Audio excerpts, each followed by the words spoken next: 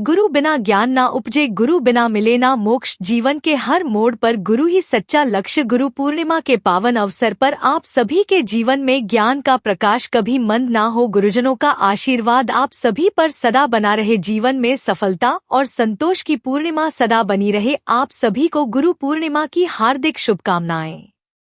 आषाढ़ पूर्णिमा को गुरु पूर्णिमा के नाम से भी जाना जाता है।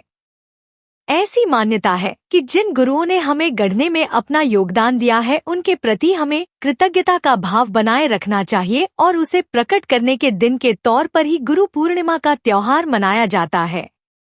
वैसे तो प्रत्येक दिन ही अपने गुरुजनों का सम्मान करना चाहिए, उनकी आज्ञा का पालन करना चाहिए, लेकिन गुरु पूर्णिमा के दिन किए गए सम्मान, स्नान, दान और उपवास आदि के कार्य बहुत ही शुभ फलदायी माने गए हैं।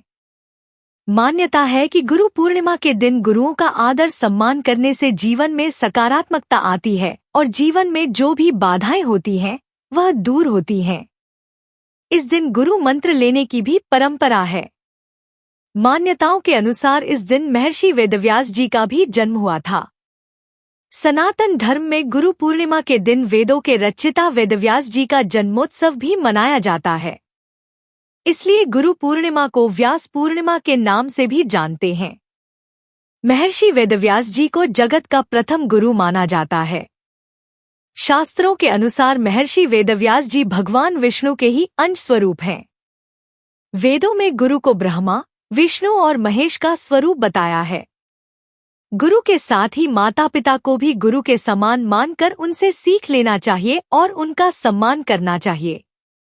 इसके अलावा पूर्णिमा तिथि पर भगवान विष्णु और माँ लक्ष्मी जी की भी पूजा की जाती है। साथ ही इस दिन चंद्रमा अपनी 16 कलाओं से युक्त होते हैं, तो चंद्रमा की पूजा भी रात के समय की जाती है। चंद्रमा को अर्घ्य दिया जाता है, जिससे मानसिक तनाव से मुक्ति मिलती है और अगर कुंडली में चंद्र दोष हो तो वह भी दूर होता है। चलिए जानते हैं साल 2025 में गुरु पूर्णिमा कब है। पूर्णिमा तिथि कब से शुरू और कब समाप्त होगी। चंद्रोदय का समय क्या रहेगा। पूर्णिमा का स्नान, दान और व्रत किस दिन किया जाएगा और अगर इस दिन भद्रा लग रही है तो भद्रा काल कब से कब तक रहेगा। आषाढ़ शुक्ल पूर्णिमा तिथि प्रारंभ होगी 10 जुलाई गुरुवार रात के 1:36 से। देखा जाए तो यह 9 जुलाई बुधवार की मध्य रात्रि का समय रहेगा। गुरुवार को पूरा दिन ही पूर्णिमा तिथि विद्यमान रहेगी और पूर्णिमा तिथि समाप्त होगी 11 जुलाई शुक्रवार तड़के 2:06 पर। इसलिए इस बार पूर्णिमा 10 जुलाई दिन गुरुवार को रहेगी। पूर्णिमा का स्नान, दान और व्रत भी इसी दिन किया जाएगा। श्री सत्यनारायण भगवान की कथा का पाठ या सत्यनारायण व्रत भी इसी दिन रखा जाएगा। 10 जुलाई गुरुवार को सूर्योदय होगा सुबह 5:52 पर। सूर्यास्त शाम 7:12 पर। अभिजीत मुहूर्त दोपहर 12:05 से लेकर 12:58 तक रहेगा। इंद्र योग रात 9:38 तक रहेगा। चंद्रोदय होगा शाम 7:11 पर। इस समय के बाद से आप चंद्र देवता की पूजा करके चंद्र देवता को अर्घ्य देकर अपना व्रत खोल सकते हैं। पूर्णिमा तिथि पर चंद्र दर्शन करना बहुत ही शुभ फलदायी बताया गया है। अगर बारिश हो रही हो, बादल हो, चंद्र दर्शन ना हो पाए तो ऐसे में आप भगवान शिव के मस्तक पर विराजमान चंद्रमा की पूजा कर सकते हैं। इसके अलावा यदि आपके पास चांदी के चंद्रमा हो या प्रतीक या तस्वीर रूप में चंद्रमा हो तो उनका पूजन करके भी उन्हीं को अर्घ्य देकर आप अपना व्रत खोल सकते हैं। अब जानते हैं पूजा के शुभ मुहूर्त के बारे में। तो इस दिन प्रातःकाल पूजा मुहूर्त रहेगा सुबह 4:30 बजे से 5:31 तक। इस समय में आप सुबह का स्नान कर सकते हैं, मंत्र जाप कर सकते हैं।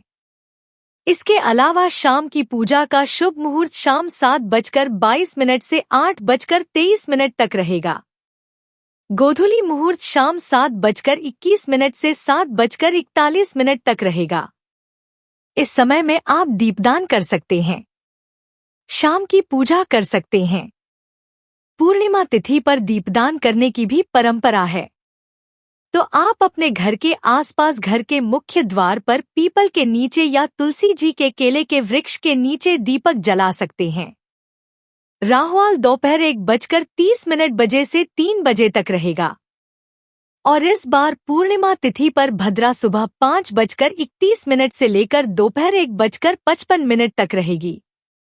भद्रा का वास पाताल लोकल लोक में रहेगा और इसलिए यह भद्रा पृथ्वी लोक पर अशुभ नहीं रहेगी। पूजा पाठ संबंधी कार्य आप इस दिन कर सकते हैं। अगर संभव हो तो इस दिन गंगा जी में डुबकी लगाएं। नहीं तो नहाने के पानी में गंगाजल मिलाकर अवश्य स्नान करें।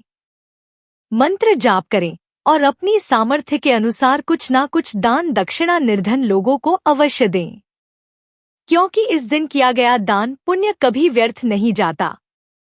यह थी आज की वीडियो।